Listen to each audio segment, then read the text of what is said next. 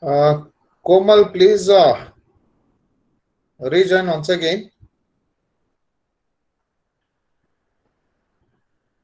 Please inform to Komal to rejoin. So while recording, some of the names will be removed. I don't know why it is happening. Sir, in between when they lose internet connectivity, it'll automatically go out, sir, even if they don't exit. Okay. That's why, sir. Okay. So anyone have the doubts with respect to previous class? So that I'll move for the next topic. What is the losses? Any doubts?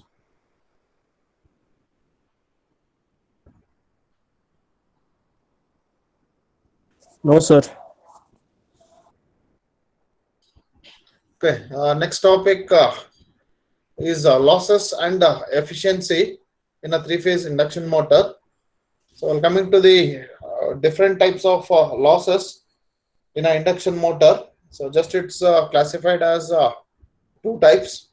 One is the constant loss, or we'll be calling it as the fixed loss, and second one is the variable losses. So when I go for the constant loss, and friction loss also comes into consideration, so that will be kept in the constant losses itself. Okay. So while coming to the constant or fixed losses, so these losses will be occurred in the stator of a induction motor. Okay. So core loss, the constant loss will also be called as the core loss. So that occurs in the stator core. And once the rotor is at standstill, so even the rotor will be at the standstill. That is the core loss. That is the fixed loss it will be having. So these losses are also called as iron loss. Okay. So with respect to this, which includes the other two types of losses. So that is the eddy current losses and hysteresis losses. So that's the how the constant losses will be coming into consideration. So once again, I'll repeat: the constant loss or fixed losses will also be called as the core loss that occurs in the stator core of a induction motor. Okay, so these are also called as the iron losses. So this iron loss, which includes eddy current loss and hysteresis loss. So how this eddy current loss can be minimized? The eddy current losses can be minimized by using n number of laminated steel plates. So during construction, so we'll be using n number of laminated plates. So the hysteresis losses can be minimized by using the high grade silicon steels, or as per the required material, if we use the stator losses can be minimized. That is, the hysteresis losses can be minimized. So in turn, so if you see here, the losses further will be classified as the iron loss, mechanical loss, and the brush friction losses. Okay. So again, which in turn, these losses, as I told, the iron loss depends upon the two, that is eddy current and hysteresis loss. So with respect to this, the iron loss depends upon the frequency. Okay. So generally, the supply frequency comes into consideration. So since the stator we are considering, the stator we will be giving the supply. So that's the supply frequency comes into considerations. Hence, the stator losses will be dominated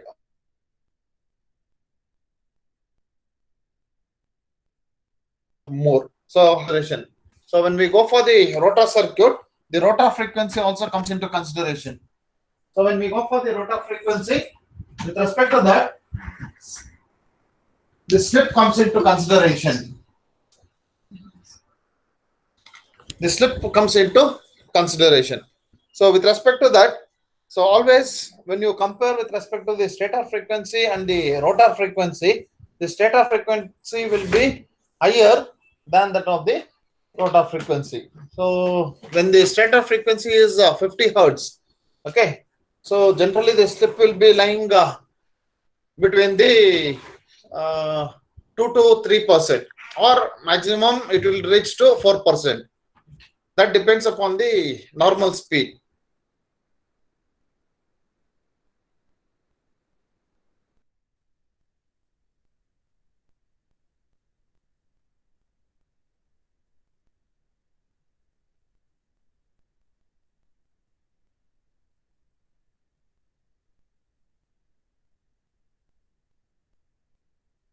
Okay, so whereas the rotor frequency will be having 1 point comes into consideration.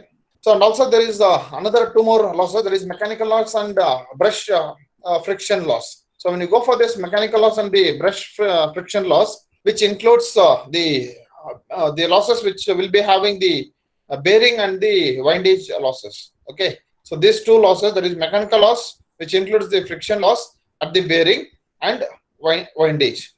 So the friction changes with respect to the speed. So as the speed changes, the friction losses also gets changed. So generally, so it will not much. If you see practically, the speed will not be varied more than 10 to 20 RPM. So for each different loads, okay. So that's why the speed will be very small. So therefore, the losses can be assumed as the constant losses. So that is regarding the constant loss. So constant loss, again, it is divided into iron loss, mechanical loss, and friction loss. So this is regarding the stator constant losses. So while coming to the variable losses, so these losses are also called as the copper loss. So when we go for the variable loss, so again in turn, it depends upon the current. So if you see the rotor,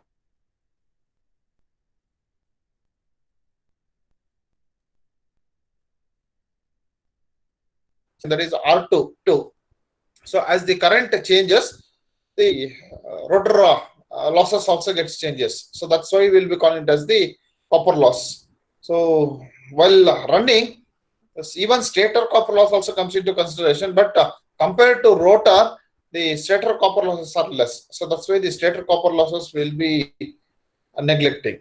Okay, so that's the variable loss. So as the current changes, so the rotor copper loss also gets changed. So this is the regarding the losses in case of the induction motor. So here the statement has been given. The losses that occur due to current flowing in the stator and the rotor winding. As the load changes, the current flowing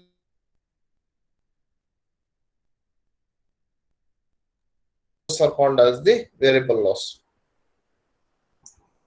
So the copper losses will be obtained. So this will go in the next stage. That is, we'll be conducting two tests. That is no load test and the block rotor test on an induction motor. So to conduct the parameters of the induction motor, to find the parameters of the induction motor, so we'll be doing this test. So this will see.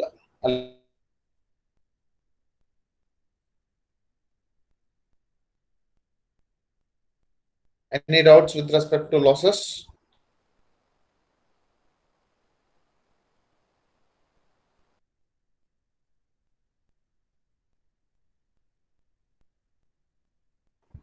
Excuse me. Any doubts with respect to losses? No, sir. Okay, well, let us go for the next topic, that is power flow in an induction motor. Okay, so here, if you see with respect to the block diagram representation, so generally the input supply will be given to the stator. So with respect to the stator, so there are stator losses. Okay, and similarly the stator input will be given to the rotor input, that is the stator output. Sorry, stator output will be given to the rotor input, so that will be represented as P2. Next, the rotor consists of rotor losses, that is rotor copper loss. The rotor copper loss will be represented as PC, that is iron losses are neglected. Okay, so generally it will be very small compared to the copper loss. So that's why the rotor iron losses will be neglected. So rotor copper loss will be represented as PC. Rotor input will be represented as P2. Next, rotor output will be connected to the load. So between rotor output and load, again there is losses. So that will be called as the mechanical loss. So here the gross mechanical power output will be represented as PM. So the load will be the power output. So that is will be the useful power or the shaft power at the rotor. So this is the power flow diagram in a induction motor. So generally, if you tell induction motor, so what is the purpose? So it converts the electrical power supplied to the mechanical power. So that's what the mechanical power will be the output. So these are the various stages of power flow which comes in as a consideration in a three-phase induction motor. So that's why we'll be calling it as the power flow diagram. So when the three-phase supply is been given to the stator, so there is a net electrical input to the stator, that is to the motor. So if the motor power factor so is represented as cos phi, and the voltage will be line voltage, and current will be line current. So then the net input power will be represented as P in will be equal to root 3. So P in is equal to root 3 VL IL cos phi. Suppose if the input, if you are considering it as 3, then the voltage and current will be in terms of phase. Okay. So this is the power equation which will be represented as the net input electrical power. So with respect to this, the input, it is the stator input.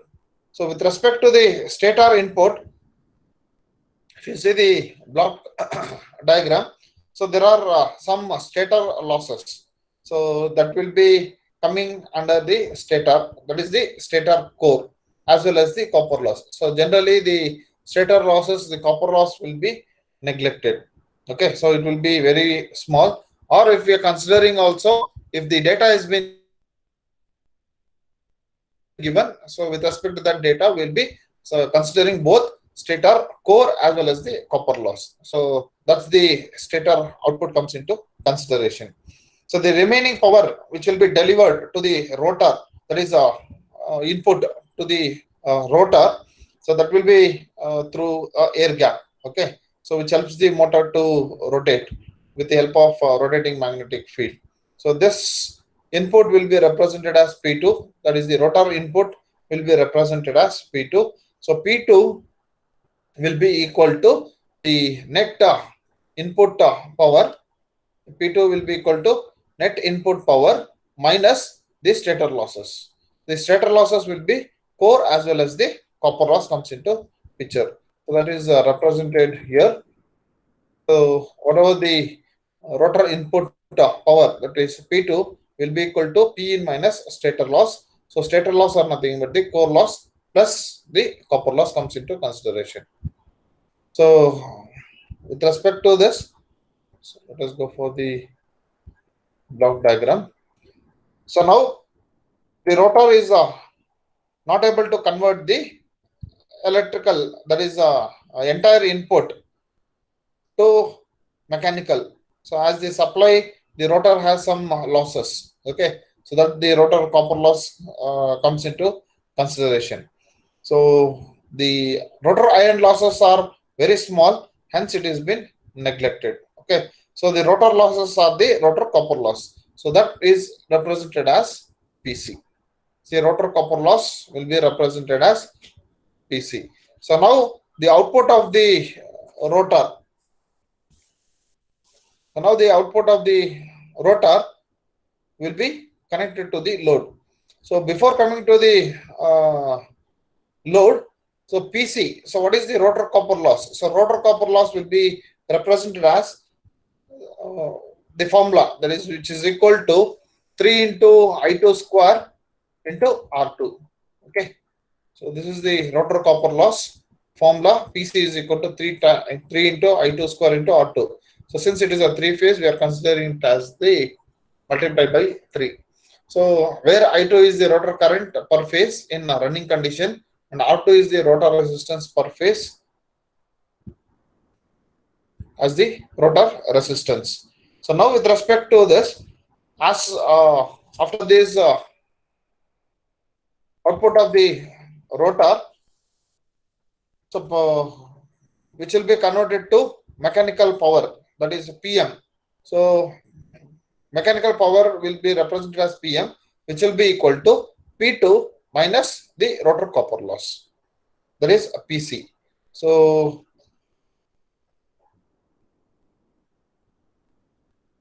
this will be considered as the mechanical power. Next, the mechanical power, when before it given to the load, so there will be some mechanical losses. So like friction and windage, there is near the bearing, there will be some losses which will be occurred in the near the shaft of the motor.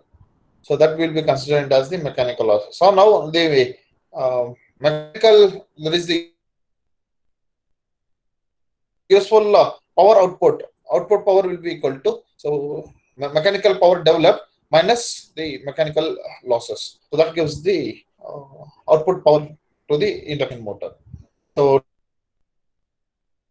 as for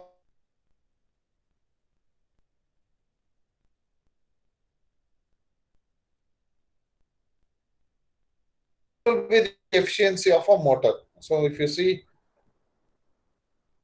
after supplying these losses, so mechanical power which has been developed will be equal to P2 minus PC.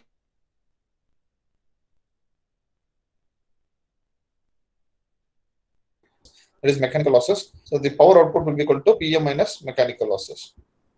So now with respect to this, so what will be the expression for efficiency, that is rotor efficiency and net motor efficiency. So when you go for the rotor efficiency, so again it will be considered with respect to this diagram itself. So rotor efficiency will be equal to, that is the rotor output divided by rotor input. So that is the gross mechanical power which has been developed here and P2. Okay. So PM by P2 gives the rotor efficiency.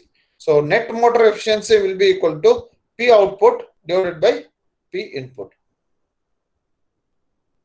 So this is how the efficiency will be taken into consideration. So when you go for the efficiency, the rotor efficiency is equal to rotor output by rotor input, which is equal to gross mechanical power developed divided by the rotor input. So that is gross mechanical power developed is represented as PM and rotor input is represented as P2. So the net motor efficiency so will be equal to net output at the shaft divided by net input power to the motor. That is P output by P input gives the net motor efficiency.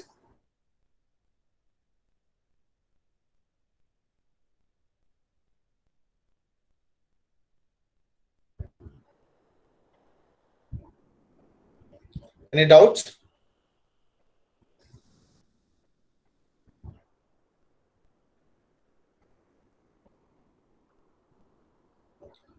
Any doubts with respect to No, sir. the power flow diagram? Okay, so today's last topic will be relation between P2, PC and PM. Okay, so this why it has been considered, because so when P2, that is rotor input, if it is taken into consideration, so what will be your slip, and PC rotor copper loss if we are considering, so what will be the slip, and mechanical power if we consider, what will be the slip. So based on that we are relating the relation for all the three consideration. Okay, so P2 is represented as rotor input and PC is represented as rotor copper loss and PM is represented as gross mechanical power developed. So these three is related with slip. These three are related with respect to slip. So with respect to that, so let us consider what is the torque which has been developed in the motor. So we know that the power relation with respect to the motor, P is equal to the product of torque and the angular speed. Okay, so where omega is equal to 2 pi n by 60. So it depends whether we are considering the synchronous speed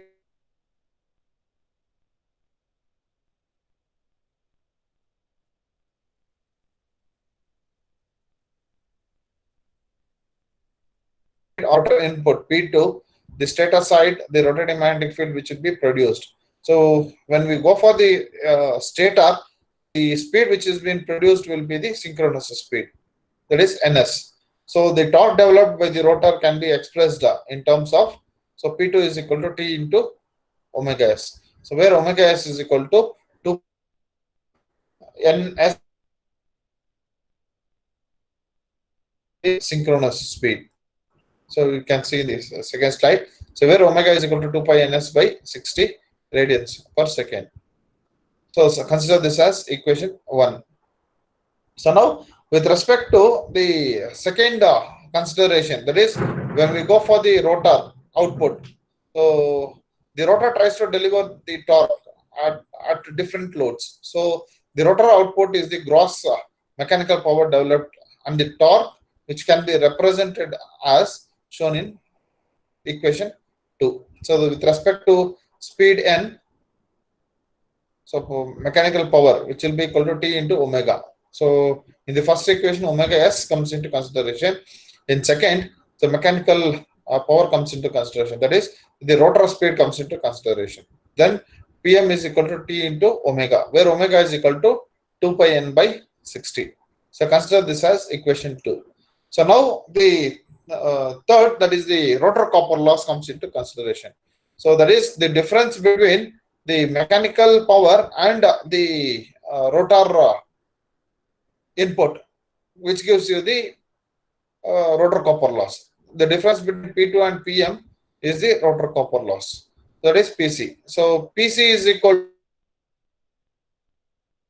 to P2 minus PM. So we know what is P2. P2 is equal to T into 2 pi n by 60, ns by 60, and PM is T into 2 pi n by 60. So if you consider this, so consider the common thing. So PC will be equal to T into 2 pi by 60 is the common, and the difference is ns minus n is the difference. So this gives the rotor copper loss. So this is the formula for PC. So with respect to equation 1 and equation 3, so if we divide equation 1 and 3, dividing equation 3 by 1, that is PC by P2. So consider the two expressions. So PC is equal to T into 2 pi by 60 into ns minus n. So P2 is T into 2 pi by 60 into ns. Okay, so here torque gets cancelled, 2 pi and 2 pi gets cancelled, 60 gets cancelled. So left out is ns minus n divided by ns. So ns minus n divided by ns is nothing but the fractional slip. Okay, so that will be represented as PC by P2 is equal to slip.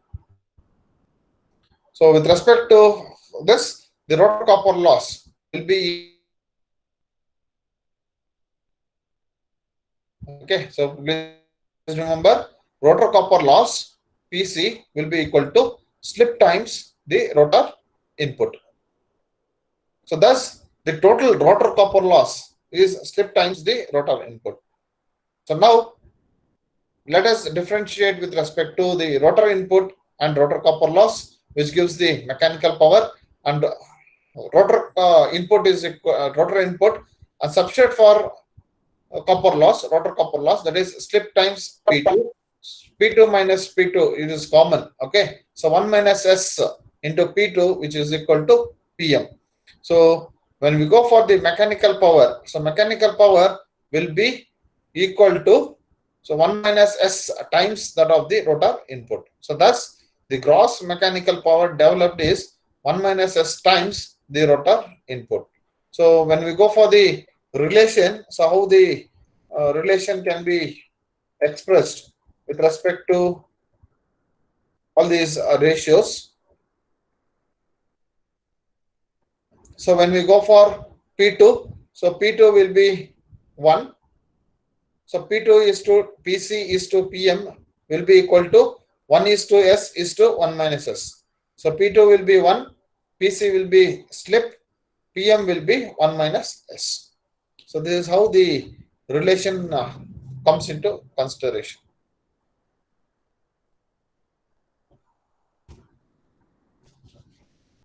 Do you have any doubts with respect to this?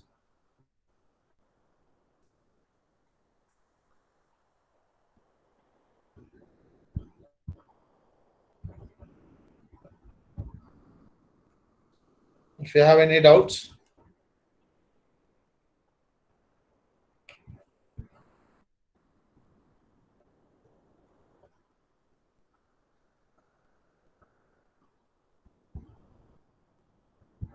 any doubts? How the relation has occurred?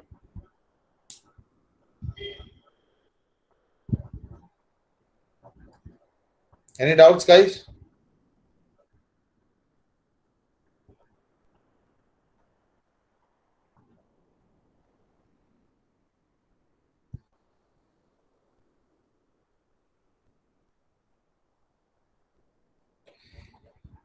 So in the next class, we'll solve some numericals on this relation and with respect to the efficiency. And next we'll go for circle diagram. Okay. So for circle diagram, please keep the compass, pencil, scale, and normal graph sheet. Okay. So one video will be sent to you.